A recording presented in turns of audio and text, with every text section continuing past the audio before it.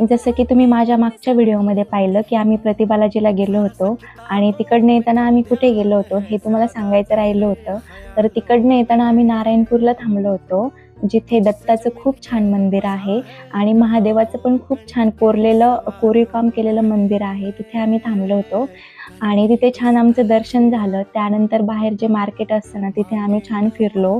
खूप काही गोष्टी पाहिल्या आणि घेतली फक्त आवळा कँडी, जी की मला खूप आवडते. त्यानंतर ना वाटेत आम्हाला पेरू पण दिसले आणि आम्ही पेरू पण घेतले खायला आणि पुढे येताना ह्या मावशी बसलेल्या होत्या वाटाण्याच्या शेंगा घेऊन. तर वाटाण्याच्या शेंगा पण घेतल्या आणि एवढं सारं थकलो होतो ना आम्ही. नंतर म्हटलं की चला थोडा ब्रेक घेऊया, टी ब्रेक.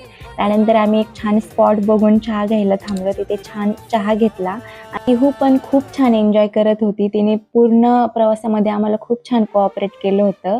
आणि त्यानंतर ना आम्ही इथे थांबलो होतो सासवडच्या घाटामध्ये. तिथे एक छान सनसेट एन्जॉय केला. खरं तर आमचा प्लॅन होता संध्याकाळी 5 किंवा 6 पर्यंत घरी येण्याचा, पण तसं काही झालं नाही. आम्हाला यायला खूप लेट झालं होतं. त्यामुळे येतानाच आम्ही पार्सल घेऊन आलो होतो. पण तरी पण मला घरी येऊन पिहूसाठी जेवण बनवायचं होतं. त्यामुळे सगळ्यात आधी मी फ्रेश झाले. त्याच्यानंतर पिहूसाठी जेवण बनवलं. भेटूया नेक्स्ट मिनी ब्लॉगमध्ये. तोपर्यंत बाय.